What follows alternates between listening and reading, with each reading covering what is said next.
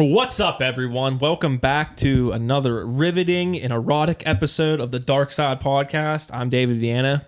I'm Matt Elias. Welcome to Dark Side episode 31.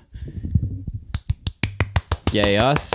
Yeah. We've been doing this 31 weeks in a row without missing any. Yeah, sometimes even more because we've had trips and we got to record 2 episodes and stuff. So that's true.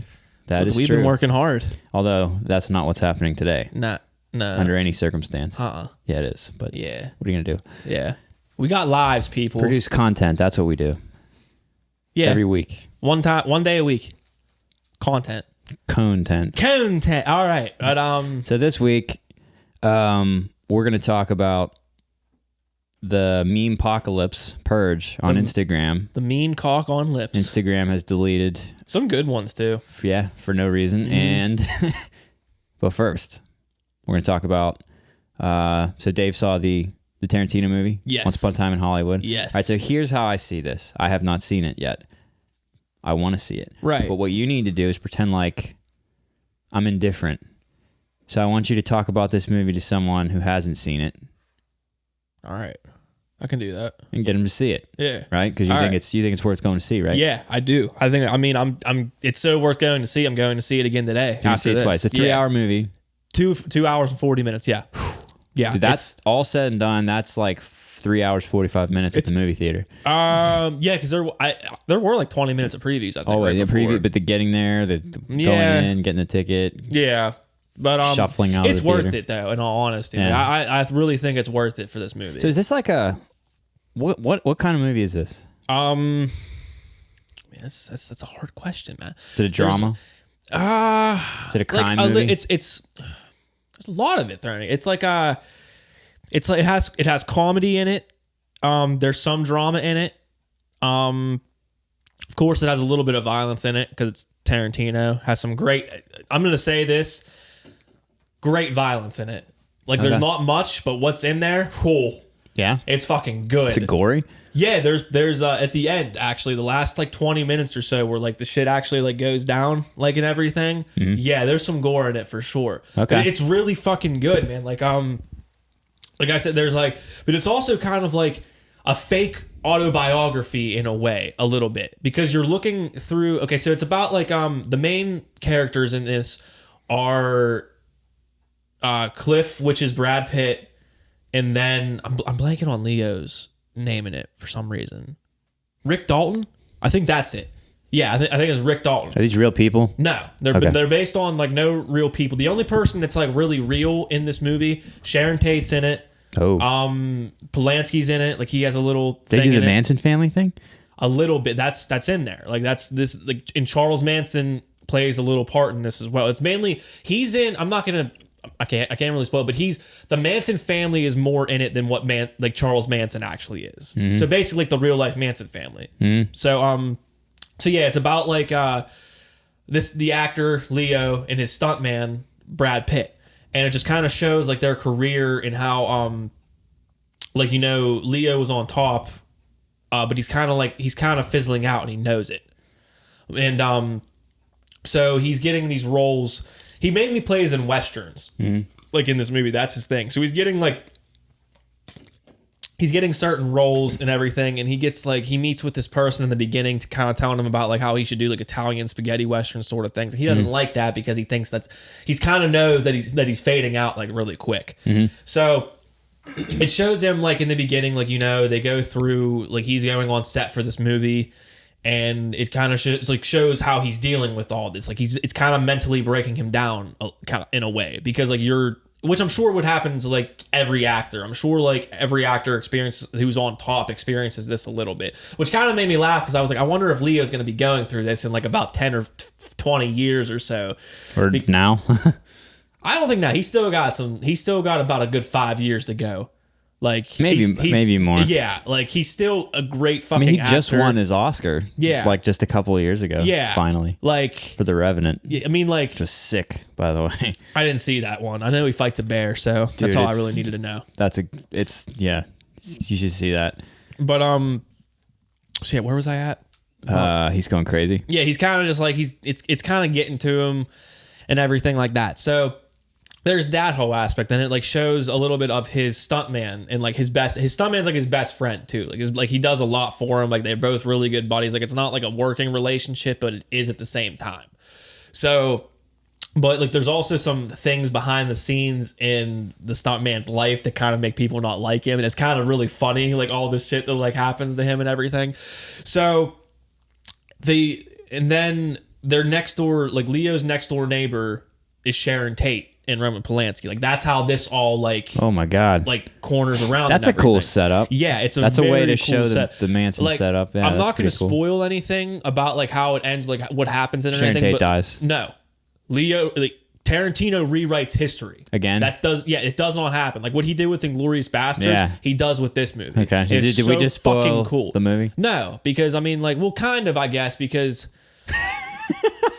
I mean, you asked it, so I had to answer. Like, I don't know. Like, yeah, I trust you to use your spoiler guidance. Well, you kind of just threw me a curveball, and I just hit it out of the park. You got it. You missed it. You struck out. All right. Okay, so. But yeah. Fuck. You shouldn't have asked me that. I'm going with this like right now. So like, we'll put a spoiler alert. Yeah. In. Okay.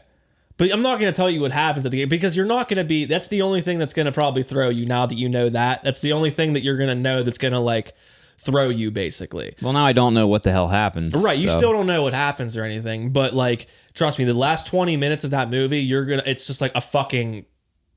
Like you're just on the edge of your seat the whole time, and it's like a thriller. It's so rewarding. Not really. No, because like you kind of know what's gonna. You kind of expect what's gonna happen. Yeah. Like you know with the Manson family, like Sharon Tate and all this stuff. But is Brad Pitt a dummy? No. Oh really? No, okay. he's a pretty. I've seen the trailers and stuff, but my interest in the movie is just because like, you know. I know it's a Tarantino movie, so you might as well see it. Right. But plus I like Leo and Brad Pitt. See, yeah, that's another thing I really liked. I realized after watching this, they've never really done a movie together. I'm pretty sure where they're like the lead roles, like playing together. Dude, they have such good chemistry. It's insane. Like I want them to do more movies together because they do a really good job off of one another. Yeah. Like it's really cool. Like I loved seeing those two starring in a movie because I like both Brad Pitt and Leo. Yeah. I think they're terrific actors. Some of the best we have like now and everything. Yeah. Brad Pitt, I think, I wouldn't say he's one of the best actors out there. I think he's good His track record though. He's been in a lot of good movies. Yeah. For sure. Yeah. Yeah. I mean, I don't think like Leo DiCaprio is in another fucking class from Brad Pitt. He's also a little bit younger than Margot Robbie's in this too. Yeah, she plays Sharon Tate and she does a great fucking job in that. That's cool. So like you kind of get a little glimpse into like all their lives basically a little bit separate, but it all kind of folds into like the one ending scene, like how a lot of Tarantino movies usually do. Yeah. The set design in this movie is fucking perfect. Yeah. Like they nailed it like down perfectly. Like like there's not one flaw in it that makes you think that you're not in 1969. That's awesome. Like it's so fucking good. Like I tip my hat to Tarantino for literally paying that close attention to like every little thing. Like they show that's like, kind of his fucking thing. Isn't it? Well they show like the like I heard he's like a Hollywood. nightmare to work with. Oh, I can imagine. Yeah, I can imagine. Plus he's always like trying to suck on your feet.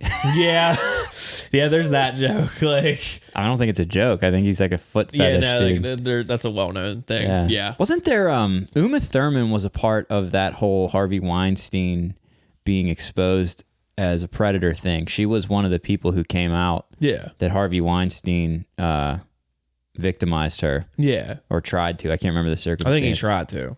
Yeah. And also that Tarantino was kind of I wish I remember the details. I think Tarantino, it's more like the Tarantino movies for the Weinstein Company. Yeah. Were, he was a lot of them through Miramax, which was what Miramax. Weinstein was a big part of. So. Yeah, right. So, but I think it was something from Uma Thurman about not being treated well in Tarantino movies. I could probably see that. Yeah. But like, I can't remember if it was exactly Quentin Tarantino. Well, there was the one treating her wrong or something, but there was the one incident where Tarantino made her drive the one car. I think it was in Kill Bill 2, where she didn't feel safe doing it. No, but he made her do it anyway, and she ended up crashing the car. Right. Like, so there was there was that whole thing, and like I can understand, but like I don't give a fuck, dude. He's like he's a great director. Like he knows what he's doing. Like, I do think he's overrated. I like his movies. I'm a fan. I'll see them, but I think that people, like I said, I mean, we've kind of talked about this before. I think his movies sometimes are hit or miss, and I think a lot of it's cheesy sometimes. Like I can still his newer ones, his older ones, no. Oh, I think so too. Even the ones that, like I said, I don't consider I don't think Reservoir Dogs is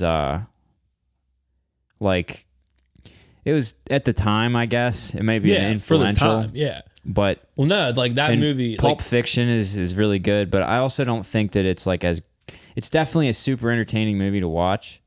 But I don't think that, I don't know, I guess I can't exactly explain it, but I just don't think it's all that. Like I don't think it's great. It's a great movie, but I don't think it's one of the best. Okay. I think we gave it a trophy. Didn't we? We must have given it to The Godfather or something. No, I forget. But like, see, that's I Dark Side Participation Trophy Film Awards episode from a few weeks back. We determined all the best movies of all time. Yeah. The definitive best movies of all time, which I can't remember. Yeah, I remember Con Air one, but that was the only one I can remember. It won the action trophy. Yeah. But see, I gotta. That's all you need to know. If you want to watch that episode, just go watch Con Air. But I gotta disagree with you on that, in all honesty, because see what you think. Pulp Fiction is one of the best movies of all time. In that time, because he changed, like. Pulp Fiction was basically like the American version of the French New Wave at the time, because he created a whole new way of filmmaking, basically, with Pulp Fiction and Reservoir Dogs. Like how the story was told, how it ends and everything. Yeah, but I mean, like, he wasn't the first one to do at the time, okay? Yeah, it was influential, and it was like a trendsetter at the time, for sure. That does not mean that the movie itself is one of the best ever. If you just if you take away those aspects of it. I'm not saying it's the best ever, but I'm saying just the movies themselves, in a vacuum. Yeah. You put that up against other crime thrillers and like they don't beat them out, It depends on which one. Well, some of the best one, like again, if you put it, so Pulp Fiction is like, it's like a crime drama / thriller sort of a movie. Yeah. There are better crime thriller dramas. I can agree with you there, but it's not about like the whole like thing, but it's about like how he made it, about how it's like done, how the story unfolds and stuff like that. Not a lot of people were doing that. Non-chronological. Yeah, he wasn't the only one to do that either. But he was like at the time. Yeah, at the time it had been done before, but he made it. Yeah, right. He put his own little spin on it, basically. Well, I mean, yeah, unique. Yeah. At the time. Right. Still not perfectly unique. He wasn't the first one to do that stuff. No, he wasn't, but yeah. He made That's it like... all I'm saying. He made it like...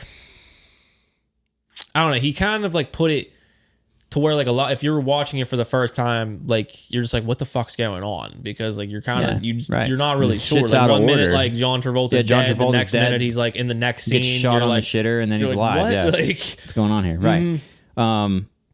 But yeah, like I said, I'm a fan. I'm not trying to take away from him, but I think that it gets the fact that it was influential at the time, that it changed norms and trends at the time in movies, leads people to make sort of assumptions about it that aren't necessarily there. Okay. Is all. Like, I don't think the movies in and of themselves, if you take away those like time and place factors and like just the, doing something that wasn't being done at the time, even though he wasn't the first one to use those techniques,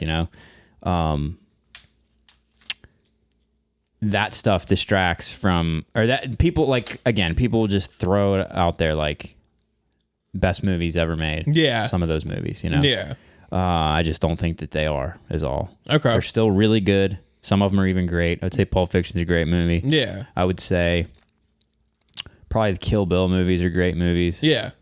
I think Jackie Brown is a great movie. Yeah, I think Jackie Brown, as far as like now Jackie Brown's never going to go down in history as being one of the best movies because it just is like people sleep on it. Yeah, but I don't understand why people sleep on it because it's so fucking good. Now, I don't know if it didn't do well in the box office or something, but like, yeah, it's really, as far as like, that one's kind of like a heist movie almost. Yeah. It's like a caper. Yeah. And like, as far as those... It's also a blaxploitation movie. as well at the same time. Yeah, a little bit. Yeah. Right. And Pam, it has Pam the Grier. queen of blaxploitation movies in it, like Pam Grier. Like, yeah. And she was awesome. Yeah. And so is Robert Forster. Yeah. He's great. Yeah. I love that it part. Had a good ass cast. It did, yeah. Fucking Samuel. They had wasn't Bruce Willis was in that too, wasn't he? No, not Bruce. There's another big. Anyway, okay. De Niro was in it. De Niro. That's what I was thinking of. Not Bruce Willis. Yeah, he's Robert De Niro. He's Samuel L. Jackson's friend. Right. Yeah. No Bruce Willis. Pulp Fiction. Bruce Willis. Yeah, Pulp Fiction was like the only.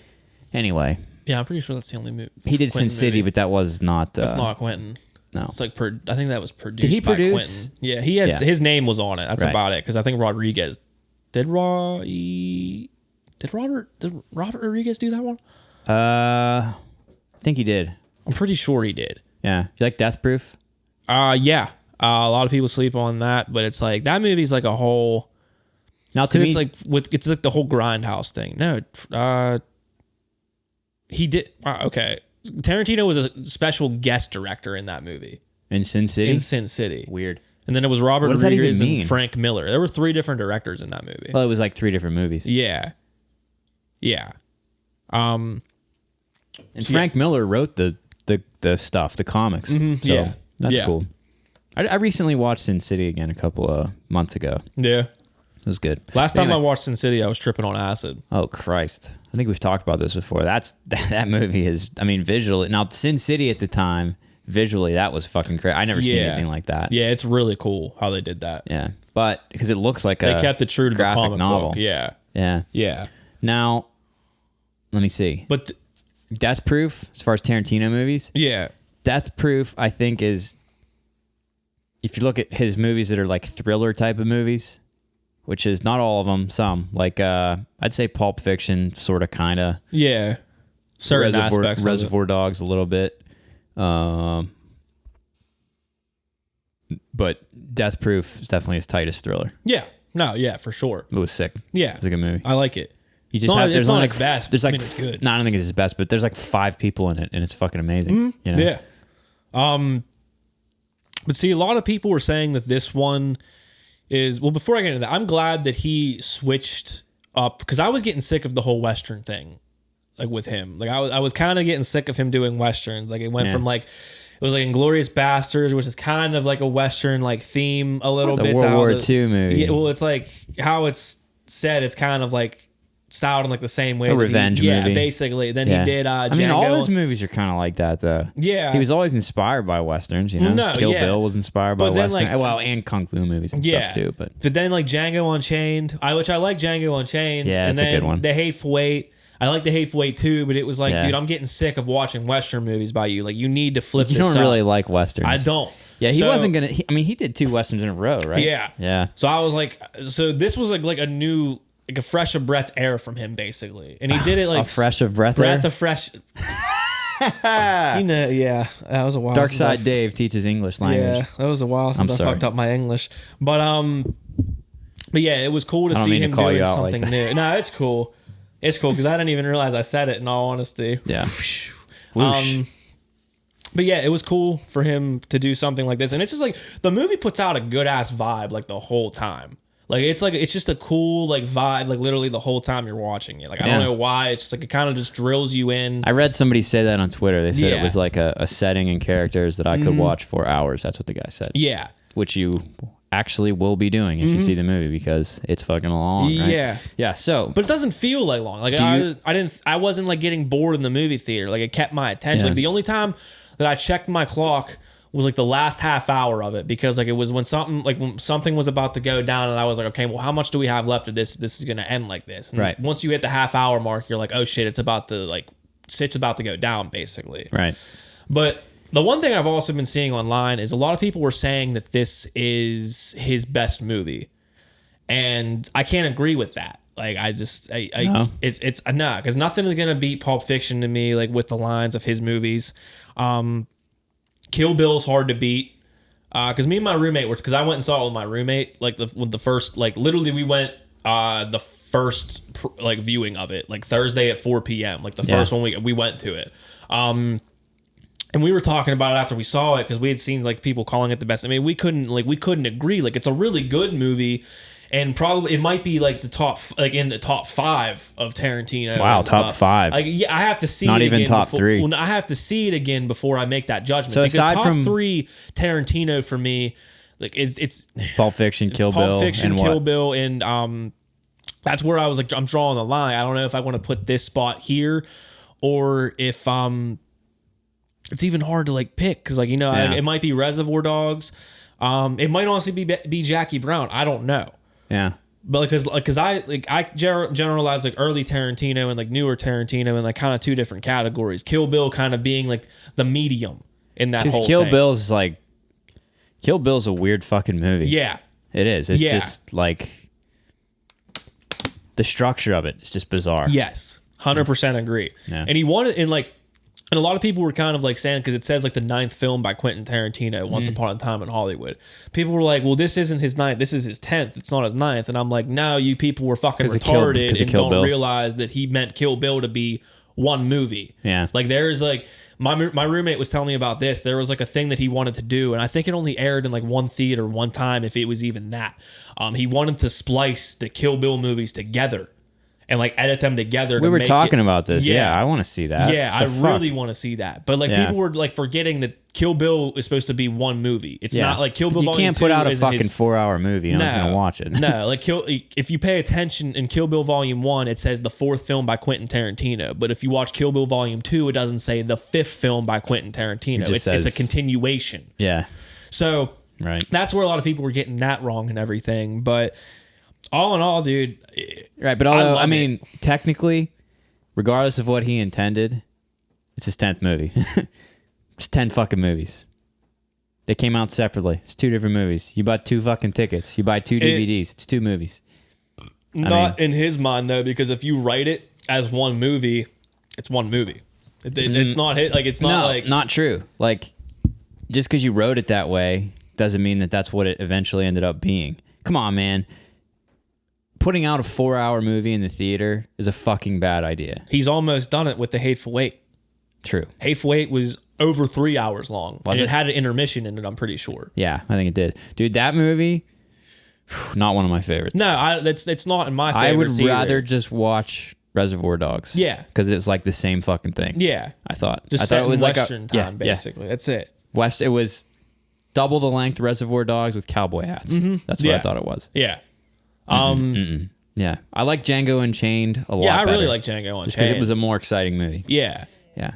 A lot of good stuff just seriously like, and I know a lot of people, and I would have at one point in time been the first one to like, sort of jump on someone making this argument, like the whole Quentin Tarantino movies are nothing but talking and dialogue. Too much talking, you know. But that's what he does good. Like I don't. Well, he's good at writing dialogue, but that does not mean that I always want to watch a movie that is literally just 3 hours of fucking talking when it's a Western. Like The Hateful Eight, I'm saying, dude, it was pretty entertaining, but like it was a bit much. Like you could have hacked like 45 minutes out of that movie. But he also like, I agree with you there, but like when I say like about his dialogue, like if you watch Reservoir Dogs and like literally the first conversation is like 5 or 7 minutes about them talking about like not tipping. Right. It's fucking genius, dude. Like it's such a good little intro to a movie and you're just like, what the fuck? It has nothing to do with it, but it draws you right in. That's one thing that, like, you know what? If there's an alternate universe where Quentin Tarantino, his scripts never get picked up because someone reads them and they're like,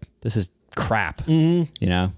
And in that universe, they're not wrong because you could make the case that, like, dude, 5 minutes of talking about something that's not relevant to the plot, like, this isn't a fucking series of novels. Like you don't have 10 minutes of people's attention to waste. You know? But see, that's the genius about him, though, dude. He keeps you intrigued with it. He commits to it. Some people aren't intrigued by it. Some people are just like, dude, I can't fucking sit through this. Well, like, those are people I don't want to talk to. So like, I don't give a fuck if your mentality can't handle a Quentin Tarantino dialogue. It may not be that they're not dumb. I mean, I know I can imagine intelligent people having that take. Just don't have the patience for it. Yeah.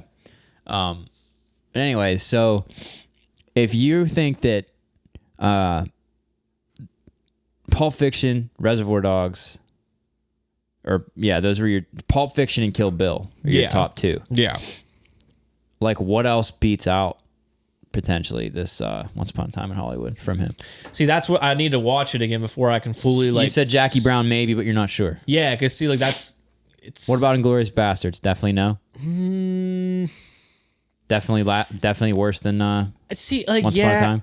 Like it's not worse. Like I'm not saying it's worse. Just like I just further down the line in your list of favorites. Yeah, all. Okay. like you see, because like the top 3 Tarantino are just hard because like it's just like there's a few of them just kind of like tie for me. Like Pulp Fiction is ultimately number 1. What about the bottom 3? Can you pick your definitely least favorite? Hateful Eight. Yeah.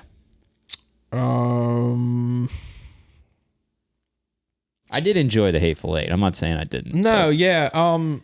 Could have cut it in half. Like I've liked every Tarantino movie. Yeah. It's just like there's some that I like way more than others. Right. So you got the Hateful Eight that you don't. That definitely is not going to be one of your top. No. What about Inglourious Bastards? Might be in that, but it's like the top one. Like Hateful Eight's like the bottom. Right. But it's the top of the bottom. Yeah. Basically, it's number 7 of his movies that I like. Basically. Okay. All right. And I don't know if I want to. Maybe just like Death Proof. But I like Death Proof. It's just like it's just I don't know. Yeah. It doesn't like I don't know. It was kind of a departure from what the kind of movies he usually makes, just because it's so how focused it was. Yeah, and it was cool. Like I like Grindhouse together, like in itself. If you like sit down, like because like I saw Grindhouse in the theaters, where I was in the theaters for over 4 hours, basically watching 2 movies. Yeah. So I like that whole aspect of it because I like Death Proof a lot more than Planet Terror. Like I would sit down and watch Death Proof and not Planet Terror. Okay, I get that. But the whole Grindhouse experience, like I was saying with that, is like you saw like they made fake movie trailers for that movie. Yeah, if you went and saw it in the theater. That's where Machete came from. Yeah, Machete. I didn't see Machete, the movie, but Werewolf Women of the SS was another one. Yeah. Thanksgiving. Yeah. Like a few other ones. Yeah. And like they had it was like they were making it like you were back in the day, like going to these theaters where they would show 2 movies and stuff. Yeah. Like the 70s. I mean, Tarantino like worships that old like old time movie culture and stuff. He's like a fucking film dork. Which that's how he 30 was minutes created. in, so are we. Yeah. So, but that's fine, you know. I mean, literally, like Tarantino worked in a video store just watching movies all day and writing scripts. Like he is a legit fucking movie nerd. Like that's why I love him. Like it's like he's a cool ass dude that knows what he's doing. Right. Also, maybe not a foot fet. Well, definitely a foot guy, he has a foot. But maybe a mistreater of actresses and women. Yeah, potentially. It might be. And almost definitely a pain in the ass to work with. And he loves saying the N-word. God, he loves saying the N-word. He likes to put himself in a movie so he can call Samuel L. Jackson the N-word. This movie, Once Upon a Time in Hollywood, has no N-word in it. No N-word. I was so surprised by that because like me and my roommate were talking 60s. about it. Yeah, I know. And like we were like, wait, he didn't say the N-word one time. Like no one said it in this movie. In it? No, he's not in this one. Not at all? No, he does not put a cameo for himself in this No one. N-word? No Tarantino? Well, he wasn't in the Hateful Eight either. I'm out. I'm watching this. I mean, it's still good. They make a few Mexican jokes. Okay. So he replaces it with that. Basically. He's getting with the times. Yeah. Modern racism. Exactly. Exactly. Undercover. Mm-hmm. He's getting into the modern times by flashing back to the 1960s. Yeah. But yeah, all in all, dude, I loved it. Obviously, because I'm going to see it again today. I've seen people tweet that they had gone to see it every day since it came out. Okay. It's good. I get it. It's good to celebrate when there's something that's actually like really good and enjoyable to see in the movie theaters, you know? It's not instead of just 17 more fucking Spider-Man movies or whatever. Yeah. Not that they're the worst. I just finally saw that Spider-Man Homecoming from a couple years ago. Yeah. It's pretty good. Really? Yeah. Michael Keaton's a bad guy. Okay. Can't go wrong with Michael Keaton. Cool. I like everything Michael Keaton ever did in his whole life. Yeah, I like Michael Keaton. Jack Frost, you know, it was... Yeah. I remember Jack Frost. I watched that shit. I had it on VHS. Same here. He was big a snowman. Fat plastic... no, wait. No, it was, yeah. Was it? I had the same one. Jack Frost. Fucking Mr. Mom. Yeah, Mr. Mom. Gung Ho. Remember Gung Ho? So he worked in the Japanese... worked in a Toyota factory. Nah, I don't remember that one. Yeah. Night Shift. Remember Night Shift? No. Dude. Oh, you got to bone up on Michael Keaton movies. He was a villain in Batman, wasn't he? He was Batman.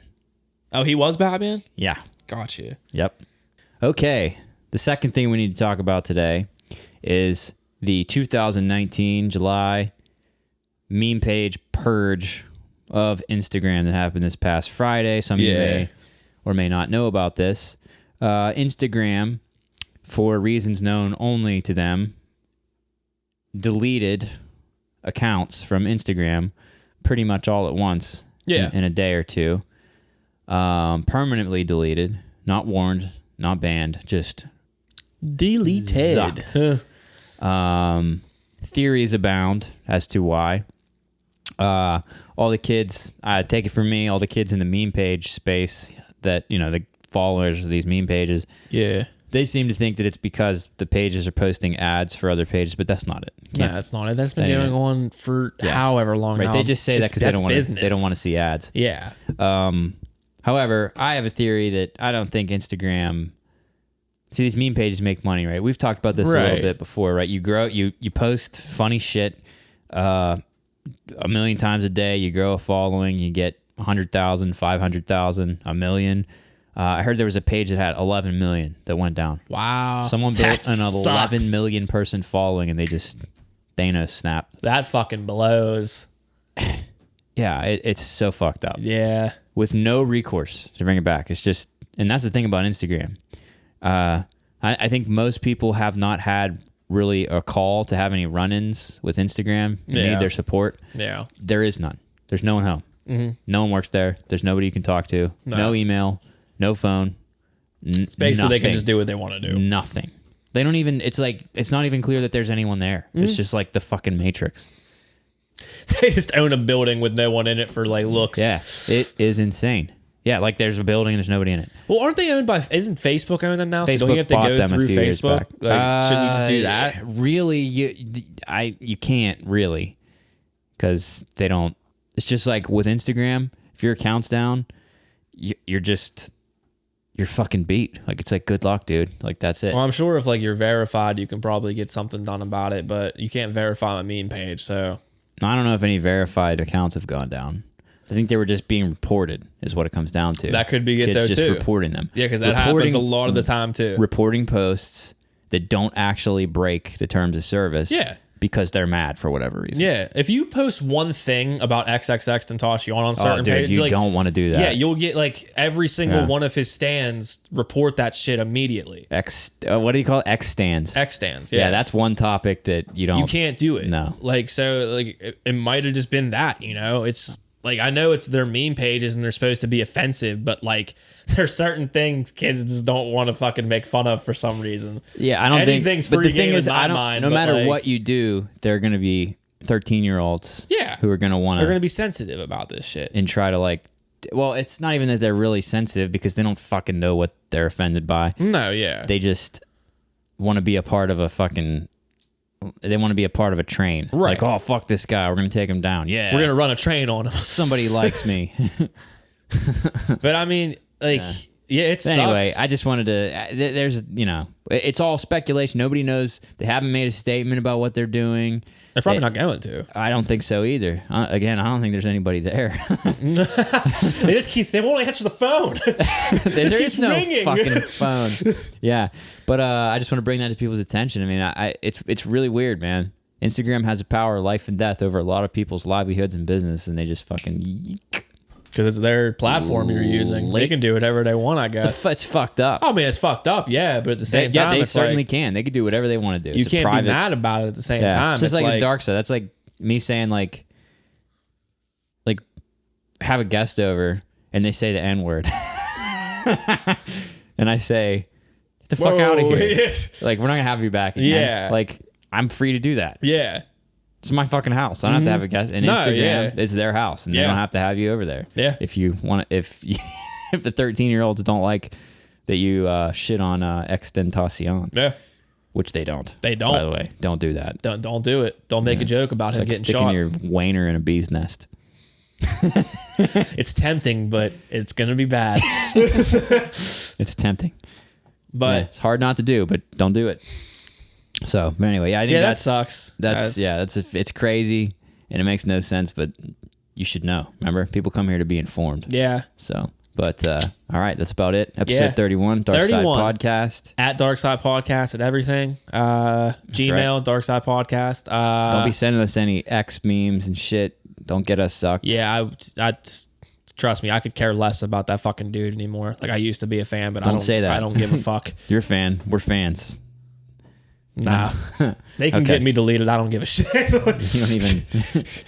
What are they going to do? Delete your personal page. Wow. My 500 followers. Yeah. Okay. 400 of which are yourself, my brother's 7 accounts, me, Dark Side, and your girlfriend. Yeah. Yeah. Your brother's 7 accounts. But, all right. That's it. All right. Matt Elias. Daviana. Later.